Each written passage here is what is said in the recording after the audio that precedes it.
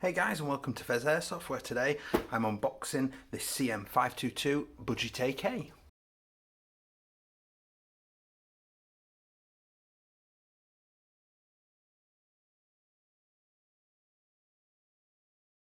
Hey guys, and welcome back. If you do enjoy my content today or at all, please do consider liking and subscribing. It really helps me out. So today I've got another unboxing from the £700 order. Hopefully you saw that unboxing. I got a little bit overexcited.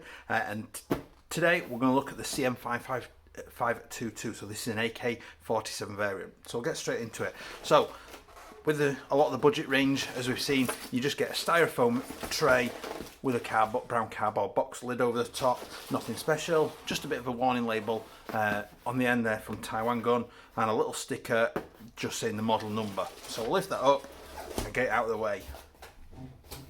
So I'm actually quite impressed at how realistic the actual wood effect is. I can guarantee you that is definitely plastic, but it's pretty convincing actually, particularly at a distance. So you get usual little safety leaflet, nothing interesting or special there. Get that out of the way. You get usually covered in this plastic shrink wrapping just to keep it all in there and secure. And you get the usual accessories. So we've got a little sling there, 2-point sling. The clips are terrible quality metal, pot metal, and it'll break really quickly and easily. You get your little charger, again not very good quality. There is a mini type NIM battery, 8.4 volts. Again, as I always say, won't see the light of the day, as with the BBs as well. You get that's a plastic external high cap, but looks okay quality. I'll check that out when I go on chrono in a few minutes. And then we get the beast itself. It's actually quite a nice looking piece actually. I'm quite impressed. I was expecting it to not look as nice as that. Now, there is, hopefully you can hear that, a little bit of creak in the foregrip. There's very little or none in the body. I actually think most of the outer barrel there is metal. The front sight post is plastic, that's plastic, but that metal barrel, that is a metal outer barrel on both of those sections there, which is quite handy. In your stock, I think cap goes down, you've got your wiring loom coming out the back, 2 mini Tamiya with a fuse in there. It is quite a decent size in there. You'll get probably get a traditional old school large type battery. So if you are running lipos, you could get a pretty high milliamp battery in there to run all weekend long. Stick that out of the way actually. You got your metal sling loop. How successful that's going to be at holding it, I'm not sure, with it being into a plastic body, but it does feel quite solid. You've got a unique serial number. I do like this of late, that they are putting a unique serial number on these things. Just gives you a little bit of a sense of uniqueness. Plastic selector, everything's pretty much plastic externally, as you would expect for like £63. Lift the top cover up. Obviously in some AKs, if they don't have the stock, this is where the battery usually sits. Your handle, usual squeaky handle. There's your hop adjuster as well.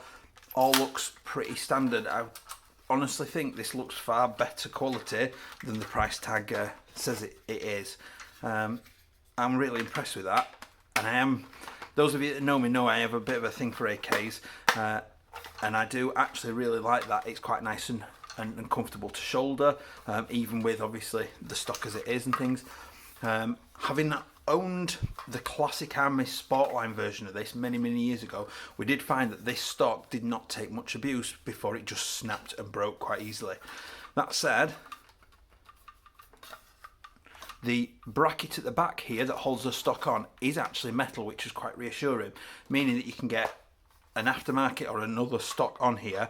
And it also, because of the standard fitting and using that bracket, the wood kit should also fit on here as well, which obviously a lot of people like to get the wood kit and muck them up.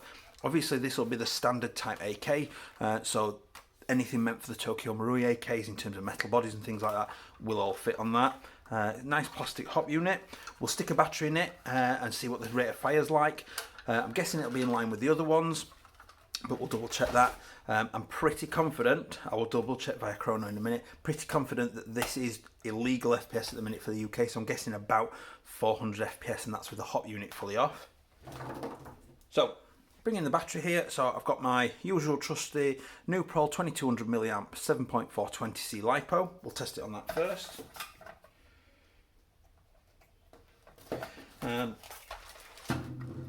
Let's just see. That does easily fit with a little bit of room as well to spare. Just sort the wiring out. There we go. Loop that over the top there, and that does fit in there, and I can put the end cap on as well with that battery in there. So we'll go for single shot all the way to the bottom. Not too bad, it's fairly nippy. It's probably a bit nippier than some of the other ones we've seen on a 7.4. Go for full auto.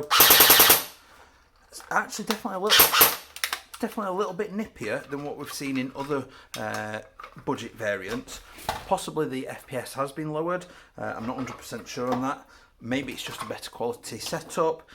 Who knows? So we've got the 11.1 volt battery here. So 20C rating again, 11.1, and it's 2600 mAh.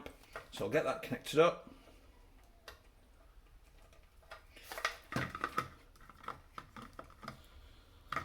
Now, just to see if I can get this battery, because this is quite bulky for an 11.1, just going to see if I can get this in here, if I stack them all up, and it will actually fit in there.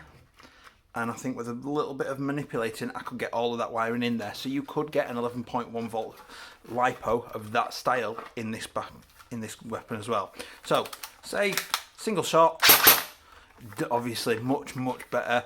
Full auto, really nice rate of fire. That is looking pretty damn nice as a setup. So what I'll do now is I'll go and get it chronoed. I'll come back in a second and update you on what the FPS is.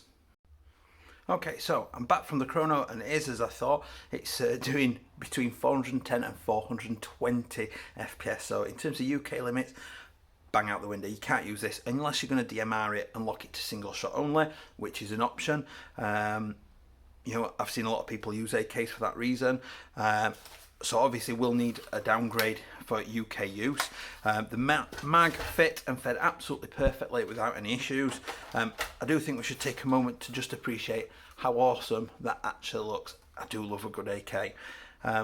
So 64 pounds from Taiwan gun, absolute steal. If I wasn't such a recoil enthusiast in terms of my recoil AEGs, I don't see why anybody would not want to use these sort of weapons for the price point, the reliability, the sort of cheapness of them. Just, they're such a good package. A lot of people prefer the lighter weapons as well, just because they can keep playing all day without any arm strain and things like that. Obviously, I know a lot of hardcore airsofters that like all the realistic gear and realistic weightings. Absolutely fine. You know, particularly if you've got kids that you're wanting to get into airsoft as well, something like this is absolutely perfect, and the performance out of the box is amazing. So, thank you for watching today. I will leave some pictures as per usual once I finish talking. Please do consider liking and subscribing. I'll see you next time. Bye.